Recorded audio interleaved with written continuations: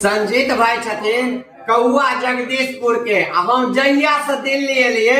खाना बना के खुएलखिन, पूरा पियलखिन, थारी तक हमर ऐठ जे छे से भैया धोलखिन आ कहलखिन मिथिला से अहाँ दिल्ली एलौ हन त दिल्ली में हम अहाँ के जेठ भैयारी छी, कहियो एहसास नहीं होबे देब, हमरा सेवा करे के मौका दिया। और भैया हमरा 1.5 महीना से एतेक प्यार केलखिन, आज जाय छिए तो भैया इमोशनल छथिन, पूरा कहे छथिन नहीं अहाँ और 1-2 महीना रहू। मिथिलावासी जानते छिए हमरा गार्जियन नहीं है,